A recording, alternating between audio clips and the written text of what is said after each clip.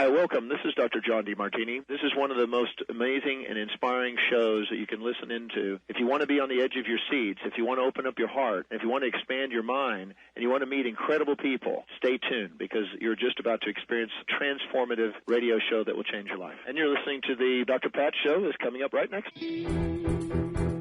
Welcome to the Dr. Pat Show.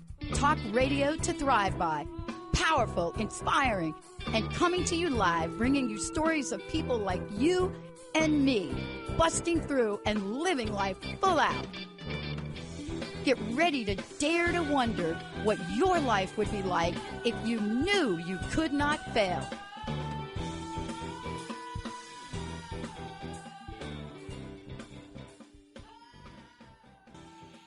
Hey, everybody, welcome. It's so great to have all of you tune us in and turn us on. We got a great lineup for you today.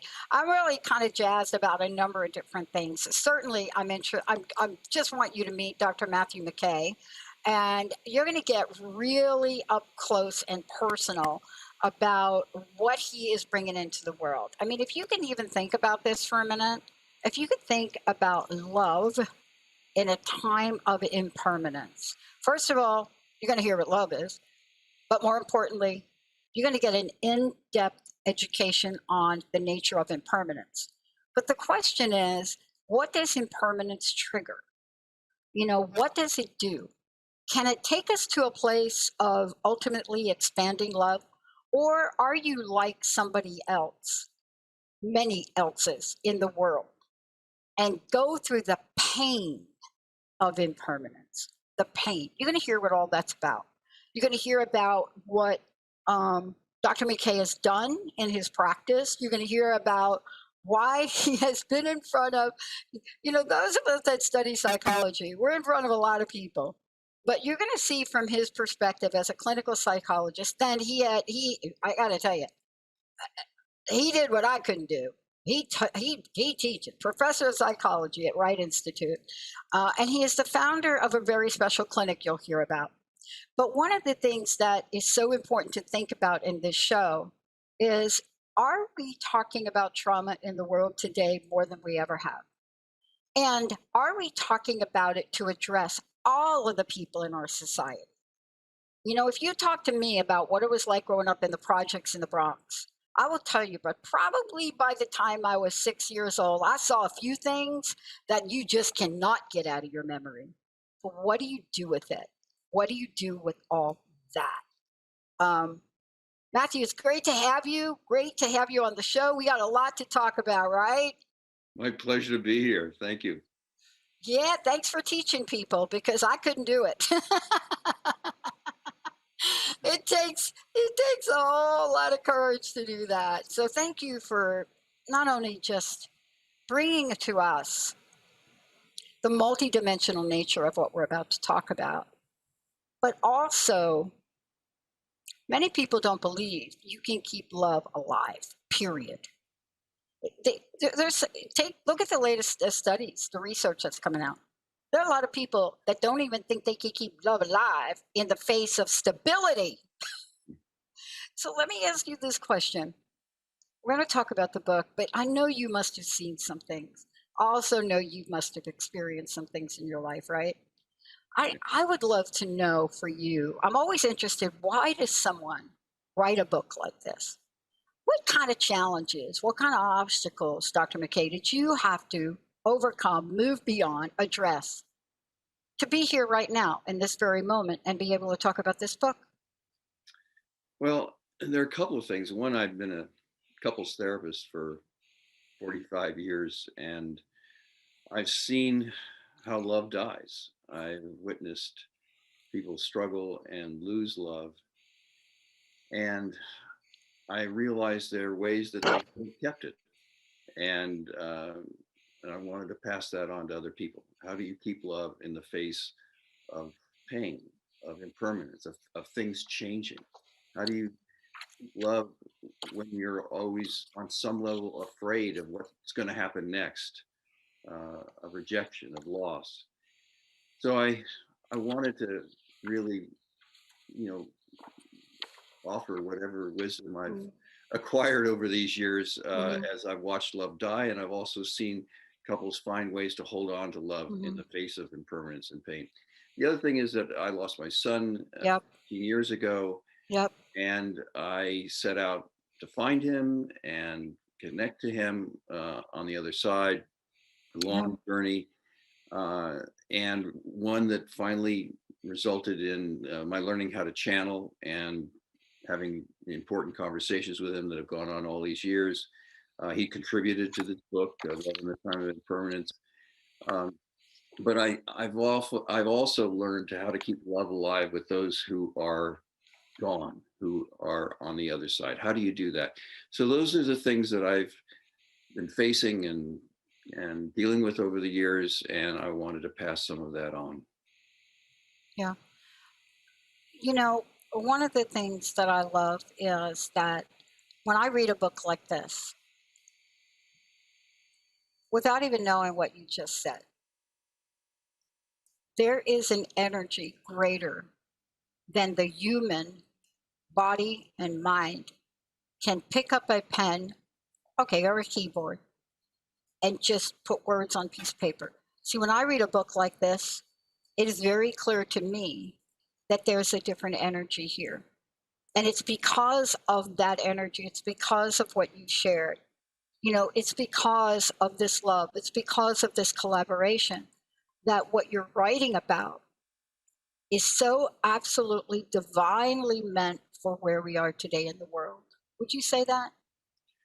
I think this is a moment of more than maybe we faced in a long time, of massive impermanence, massive change, and we are all holding our breath on some level, with fear and uncertainty about what's coming next. So I think it's true that this is a moment where learning how to love in the face of impermanence, in the face of pain, in the face of change, is one of the most important things we can do.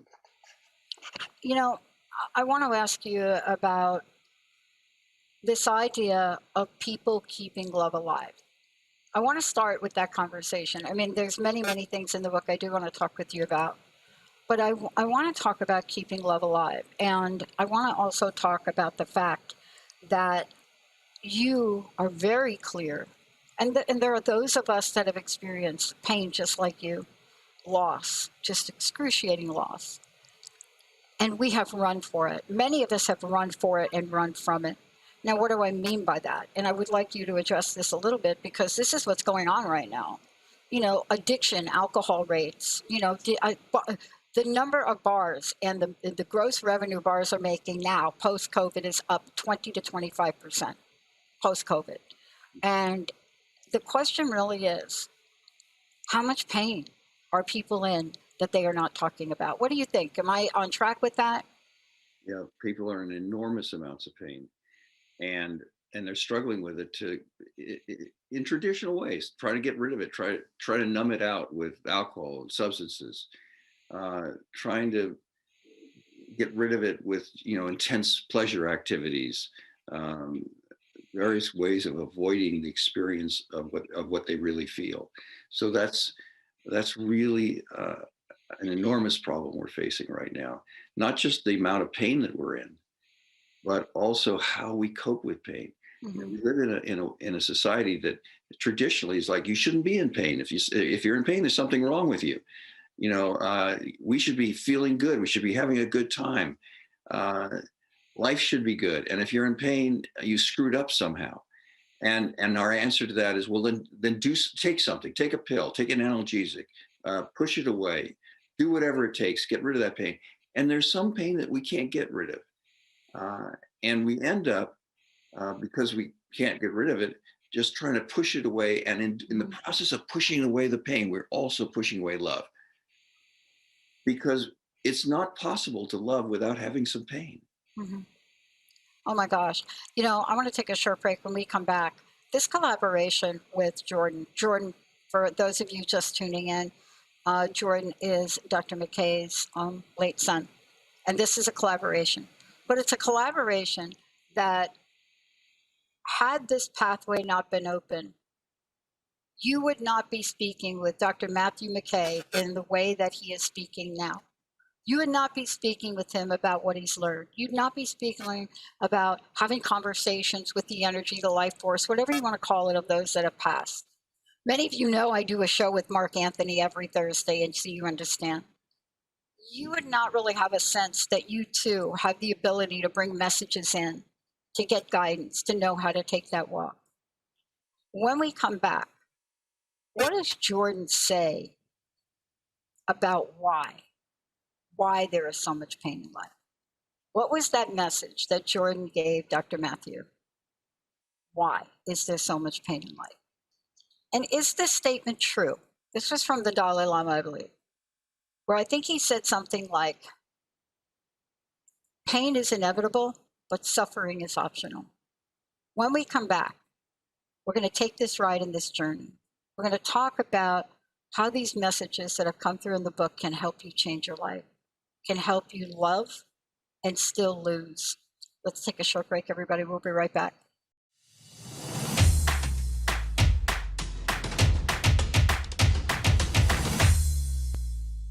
Benny, I think disco's coming back. What makes you think that? I just watching like stuff. Okay. And like you see like some of the ads like going back to the 60s and stuff, and some of the music. And I tried to do my best to have a conversation with Donna Summer from the other side, but she's not talking to me. Just saying. Channeled your inner disco and then you broke out your bell bottoms again? Oh my gosh. I know I didn't. You're right. I do have my bell bottoms again because unlike other people, it's something that I like to hang on to from my past. But that's what we're talking about today. I'm so thrilled to have Dr. Matthew McKay joining me here today, and Jordan. You know, for those of us that have gone through change and disappointment, it is a rare thing to really be able to reflect on it. But then, how do we then help others go through it? That's what, that's what Matthew McKay is doing. Like, before we go ahead and we talk about why pain, how do people find out about you? But more importantly, how do they get a copy of the book?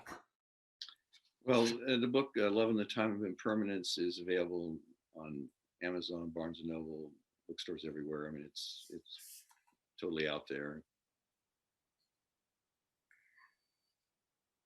There are many things people said about this book in the front. And there are conversations about pain. You know this, and I know this from the field we're in. I can't think of how many times people have asked why, right? Why is this happening to me, Matthew? Why is this happening to me? Why am I going through this?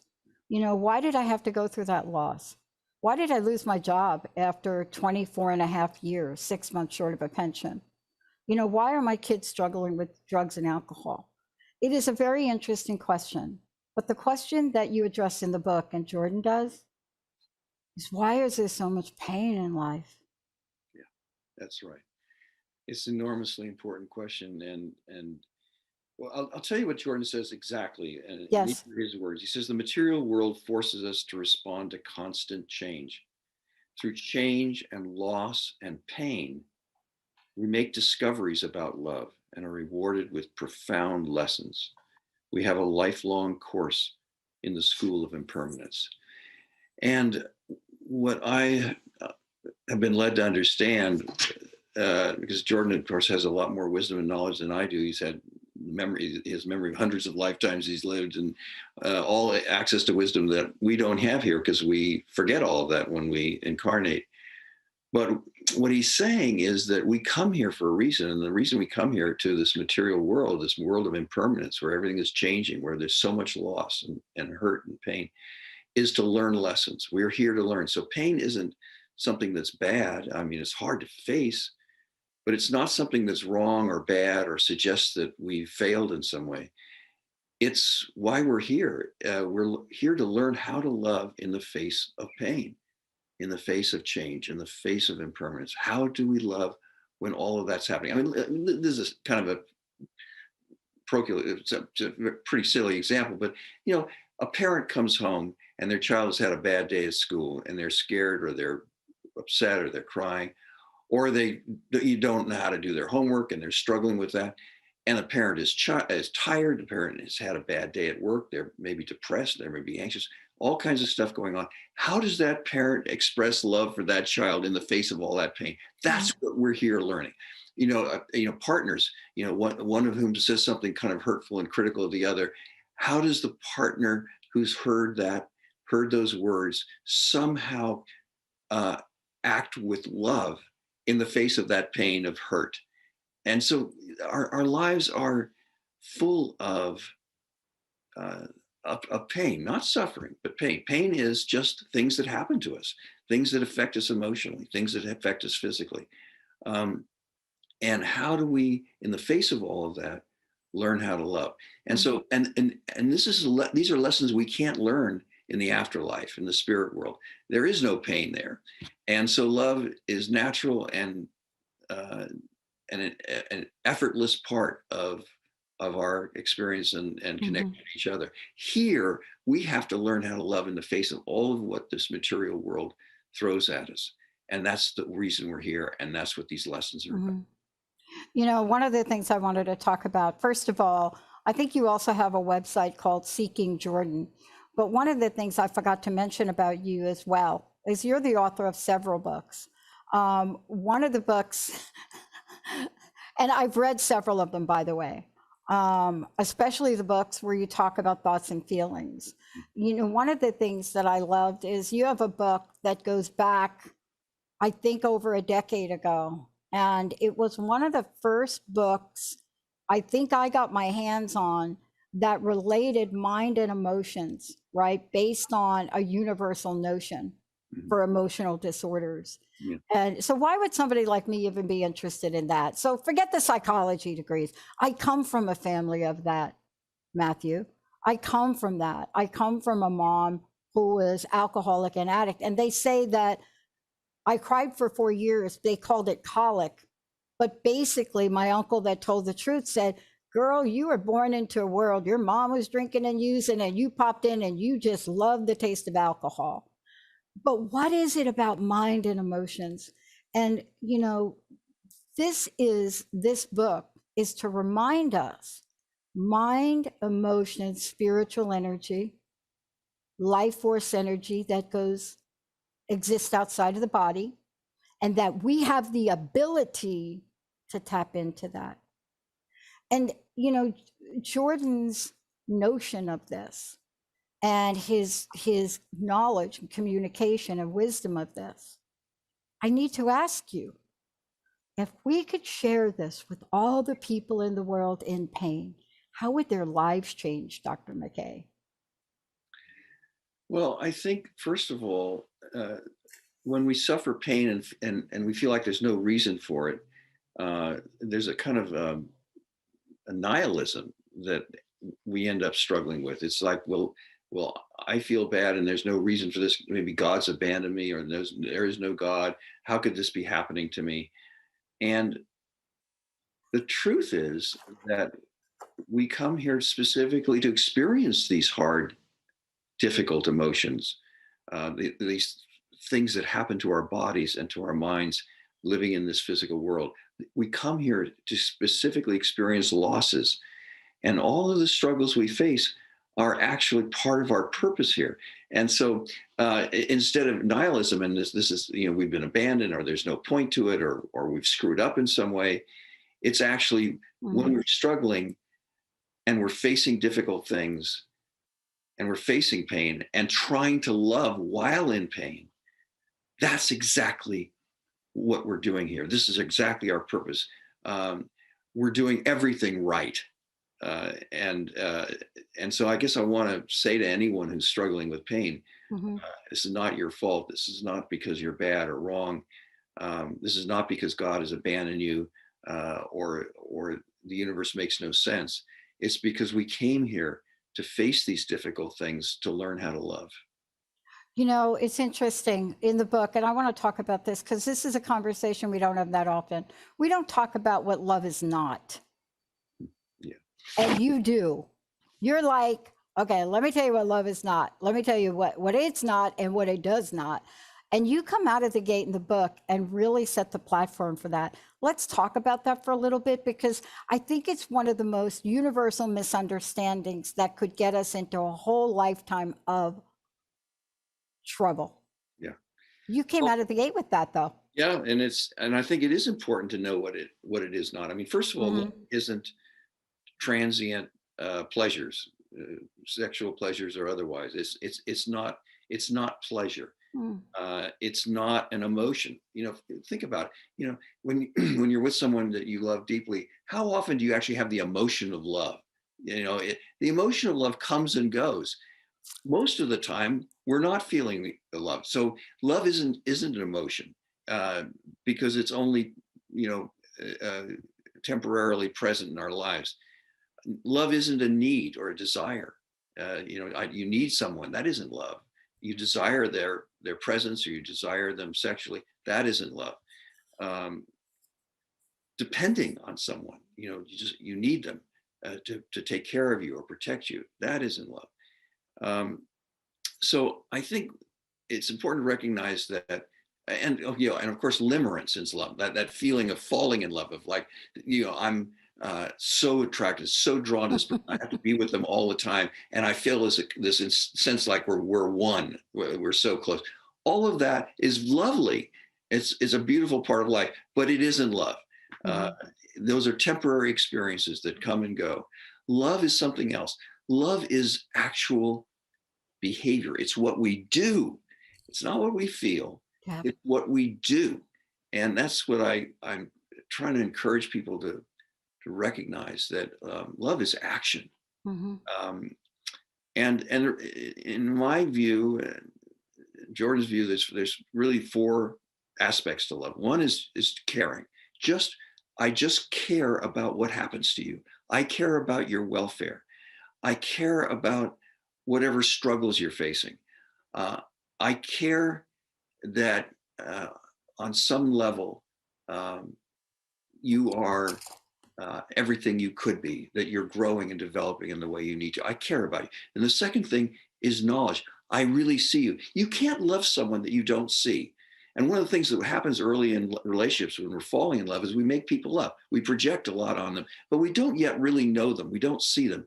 And you can't really love unless you see this human and know this person with a depth that it doesn't have to be complete transparency, but it is a sense of what this person fears, of what they yearn for, what they struggle with, how they want their life to be, what their values, all of that, knowing that about that person. And that's essential to love.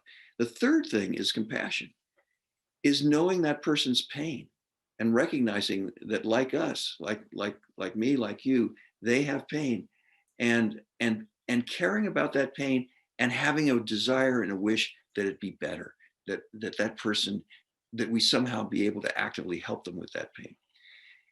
And the last part of love is intention. It's where the rubber meets the road in terms of love. It's the intention to act with love, to act with care, with knowledge, with compassion, and turn that into action. And one of the ways we do that is something called daily intentions. And we could talk more about that.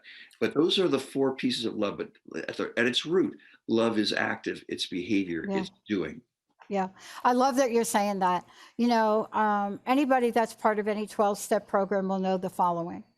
And what we learn in those programs and other programs like that is that it is very difficult to go back to someone which you have betrayed.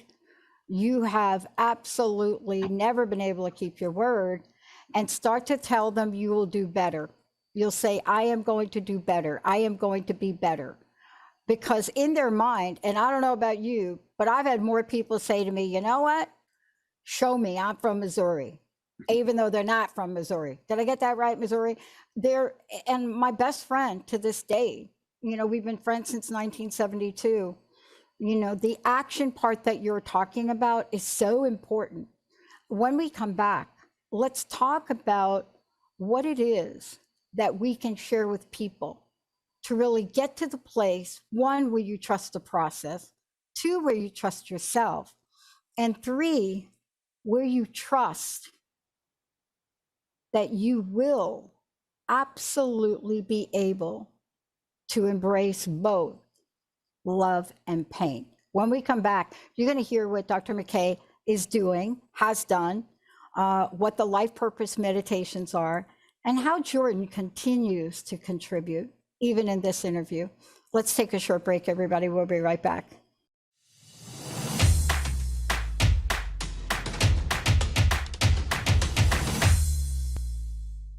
Hey, everybody, welcome back. This is an incredible book, but it's an incredible story. And there's lots for you to find out about Dr. Matthew McKay. First of all, Love in the Time of Impermanence. And I think Jacob is putting some images up there now for you. That is the name of this book, but it's really much more than that.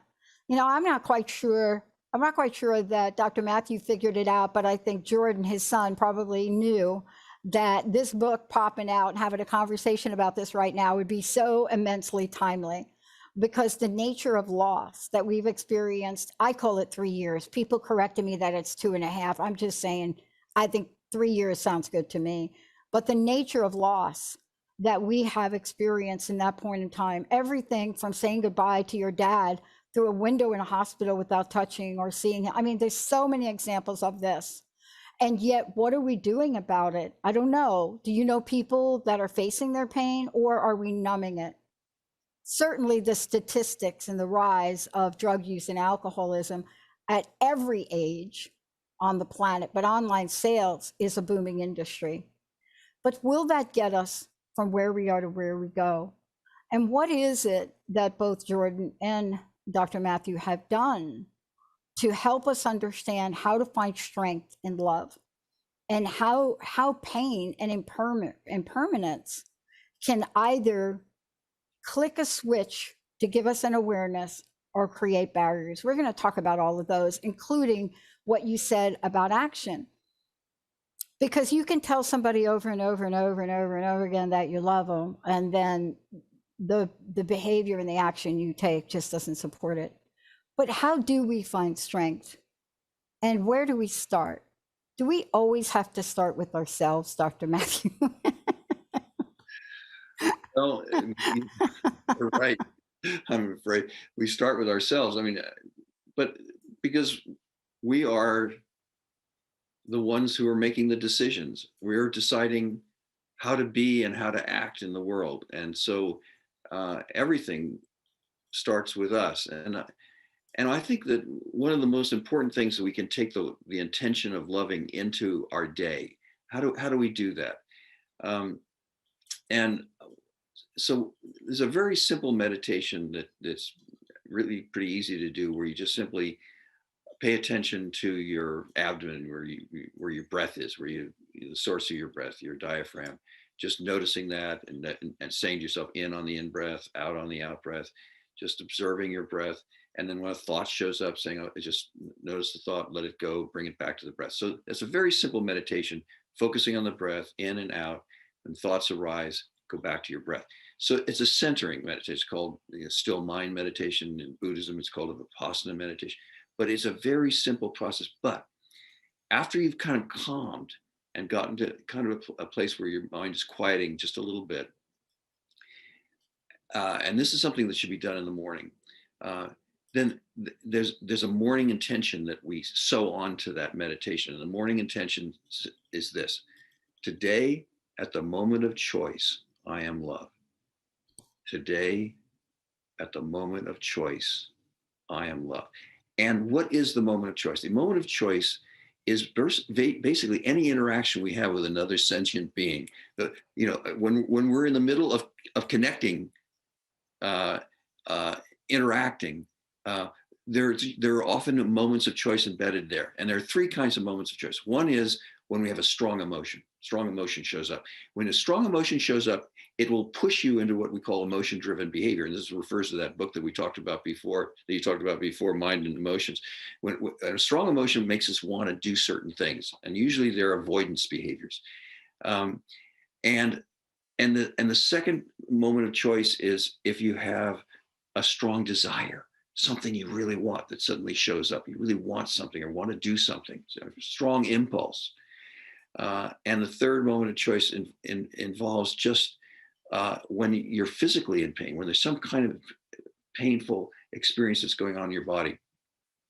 So all through the day, these moments of choice show up. Strong emotions, strong sensations, and strong desires or wants or impulses.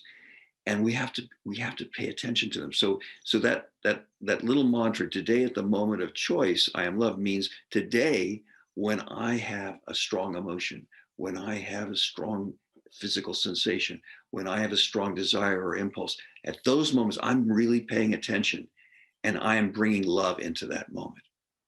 I'm going to choose love over what that is, over what the emotion wants me to do. I'm going to choose love over what the pain wants me to do. I'm going to choose love over what I might be craving or desiring or the impulse I might have. I'm going to choose love over all of that. And so that's one very important way that we can prepare ourselves each day for entering it with love. And then we can do it in more specific ways.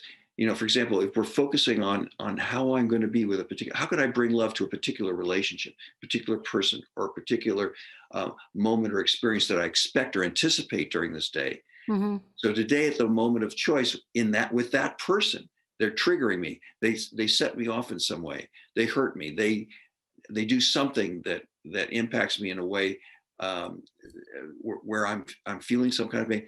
At that exact moment, that's when I'm going to bring love in that moment with that person. So we can prepare for each day to bring love into those special moments, those moments of choice. I want to ask you this question too, on how you changed. So my question is, I've read the book, and there are some things we're going to talk about in a minute about it, especially about intention and moment of choice. But also the fact that gratitude is so prominent in the book. It's just so prominent. And, it's prominent in my life. I don't know when the notion of applying gratitude to a situation showed up. I just don't remember. But the minute it did, I saw things change in the material world. And one of the things that I'm really struck by is how you changed from writing this book. What new level of awareness do you now have? What do you think about the future of what messaging you want to bring, what solutions you want to bring? But generally, somebody's heart changes, maybe their mind changes, something changes, especially when you write a book in collaboration with someone like Jordan. Well, I think that what changed for me is realizing that love is a choice, that it is a choice that I make, that we all make. And, for example, when I lost Jordan, I had a choice of just hiding from the pain, running from it in whatever way I could, or trying to find him and hold on to that love and experience that relationship, even though he's on the other side. So that was a choice. But I have choices every day in terms of how I relate to my wife, my daughter, the people that I care for, even people I don't care for and don't like. I have choices about, am I going to bring love to those relationships? And those choices are happening every day, multiple times a day.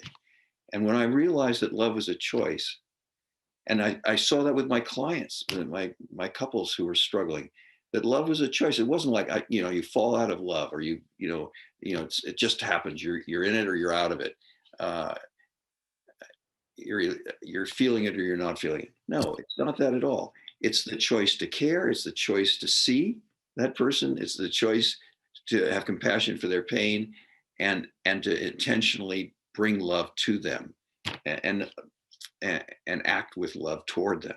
So as I started to understand that, it became clear to me that it was something I wanted to convey, and I wanted others to hear a little bit about what I've learned in my experience and what I've learned from Jordan. Well, I want to just flip over for a minute to the notion of gratitude and how you've beautifully weaved that in to the solution or the meditations or the mantras, because this book it doesn't just tell a story, it provides people with tools. It says, look, I'm going to give you a compassion for others meditation. And that had to be super important for you to include in the book. But I would imagine that was important for Jordan to make sure it got included in the book. How does this, let me just use my language, how does enabling this level of mindfulness or this practice of it through mantras and meditations, how does it shift us? It shifts us really dramatically. I mean, one of the ways we learn how to love is to learn to notice when love is coming toward us and to be grateful for that. And so gratitude for every experience you have throughout the day. And I encourage people to, at the end of the day, to review their experiences throughout the day for moments where they felt love or compassion coming, or even just basic kindness coming toward them. Somebody let them get into the lane while they're driving their car.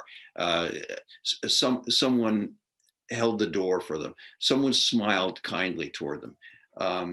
And then, so there are very small acts of compassion and love, and we need to notice them, as well as things that are, somebody asked how we were, somebody was concerned about us, someone expressed interest in us, someone asked us a question. There are all kinds of ways that love and compassion get sent to us, and learning how to love and learning how to be compassionate depends first on just noticing when we experience it, when we were the receivers of love and compassion. So, and really experiencing gratitude for that. So there are, practices for gratefully acknowledging everything that you were given throughout the day. Every, tiny act of love that came your way, acknowledging and feeling grateful for that. But the other side of it is, how are you expressing love, kindness, and compassion? And noticing that, we talked a little bit about, setting a morning intention. Yeah. Love throughout the day, but there's also very active forms of compassion that we can use. And there's a lovely meditation. It's called a Tonglen meditation. Comes out of Buddhist traditions. That is a rather quick way of really enacting compassion, and it involves just basically kind of imagining that person. Even you can do it toward yourself as well, but compassion and Tonglen toward others is just imagining that human's pain and their struggle, and breathing it in as a dark cloud. It seems very strange to do that, but breathing in their pain, allowing it to come in, and in our heart, it gets transformed. You breathe it into your heart region, it's transformed there into kindness, love, and compassion. And you breathe out kindness, love, and compassion toward that person in the form of light. Breathe in the cloud of their pain, breathe out kindness, love, and compassion in the form of light. So it's a simple meditation. It's sort of counterintuitive because we don't want to take in pain usually. But in this process, we take in pain and it transforms inside our heart into love, kindness, and compassion, which we breathe out. So it's a simple meditation. It's a very beautiful one. There are other meditations, loving kindness meditation, where we actively intend for the other person to be free of suffering, to have happiness. And those are very simple meditations as well. Loving kindness is a beautiful meditation. Anybody can find it on the internet. Kristen Neff developed a beautiful one. And they're simple, they're short, it doesn't take long to do it. But these are very important and active ways of sending love outward, sending compassion outward, and doing it with a sense of kindness and love. I think it's important for our own well-being that we do that. Yeah.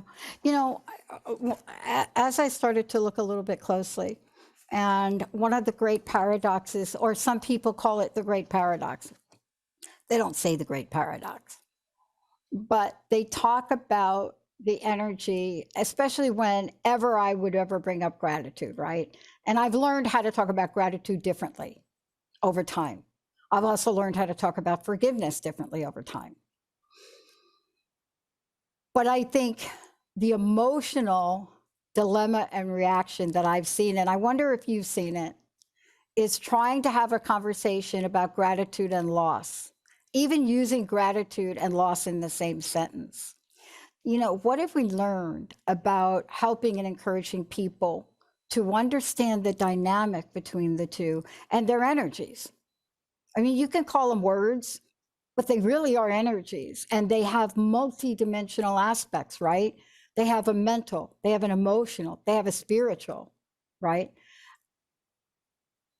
What is it that you've been able to say, or Jordan, about the power of gratitude and loss? Well, I think when I think of gratitude and loss, I think of gratitude for love. You know, you may have lost somebody; they may not be here at this moment on the physical plane. But when I'm grateful, uh, I am grateful for all the love I had with that soul, with that person, even though they may not be here presently. Um, and so in that loss is gratitude for love. And I think to me that's and Jordan, losing Jordan also brings up gratitude for all the love that has existed between us while he was physically here, and all the love that continues to exist between us. Um, and a part of the gratitude for loss is also, I think, embedded in a relationship before there's any significant loss. Um, you know, every day, that I'm with my wife, I'm aware that loss is coming, that one of us will go, um, and and we're older, and this is not that far away. So when we're together, it makes the relationship sweeter, and I have more gratitude for the love between us, because I know that loss is embedded in this, that we will lose each other, at least on this plane. And so I can be grateful, even more grateful, for the relationship and the beauty and the love between us, because that loss is present and looming. Mm-hmm. You know, we've talked about a lot today. We've talked about this book, but this isn't the only book you've written, and this isn't the only body of work that you do. I want to make sure that we let folks know, for everybody out there, we're talking about, this book, right? Love in the Time of Impermanence. Dr. Matthew McKay is the author of Luminous Landscape of the Afterlife as well, and much more. But what I want you all to do is I want you all to check out some of the other things that Dr. McKay is doing, and what it is that we can do to navigate towards love. Before we talk about navigating towards love, can you please give us your website and let everybody know, if you could, for us? Yep. How they can find out about you, how they can get your other books, how they, all of that. Well, the website that has a lot of Jordan's writings on it is seekingjordan.com, and so you can find out more about him and what he's written and what he has to say on a lot of subjects there. I mean, you can just Google me on the internet and see what I've written, and if your audience is interested at all in that, I've written a lot of books on anxiety, depression, trauma, and how to deal with those painful emotions. I will say something about trauma for a minute. I have a trauma clinic here in California, and a low-fee clinic that we serve folks who don't have other resources.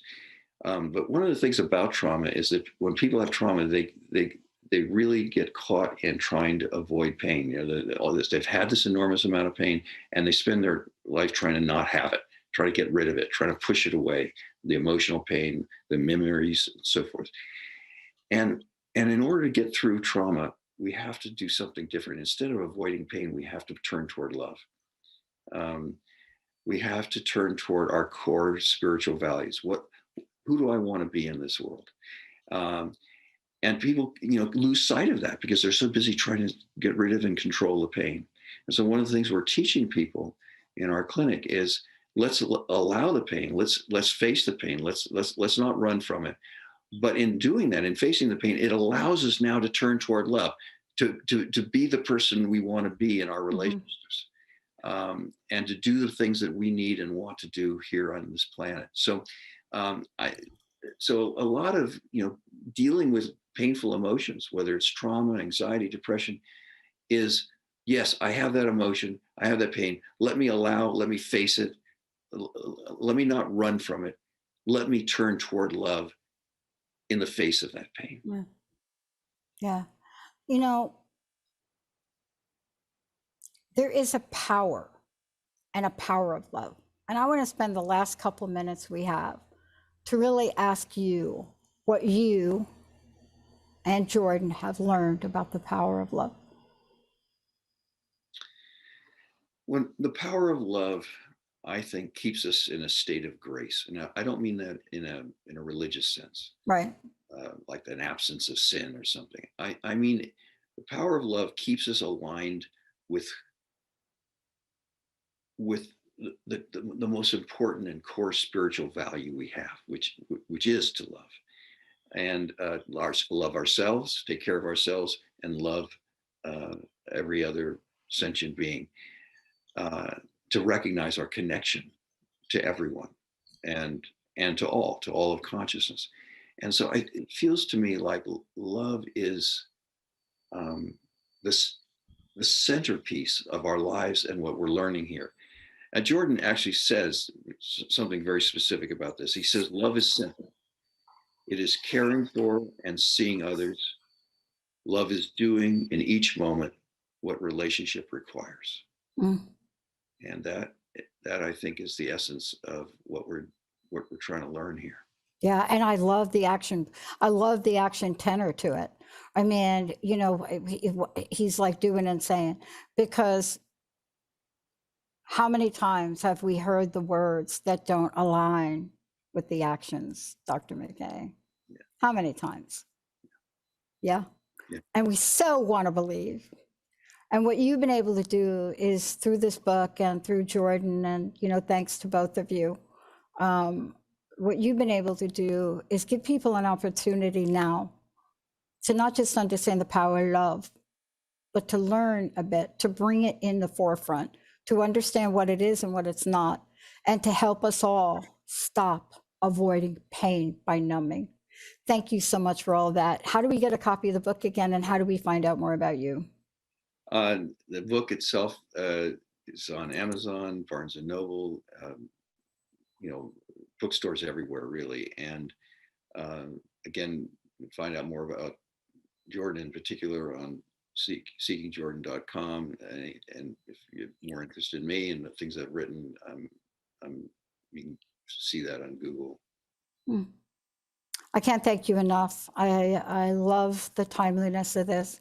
I love that this is a message for millions and millions and millions of people that cannot make sense of their pain right now. Thank you. Dr. Matthew McKay, everybody. I'm Dr. Pat, Benny, Jacob. We're going to take a short break. We'll be right back. We got another hour coming up.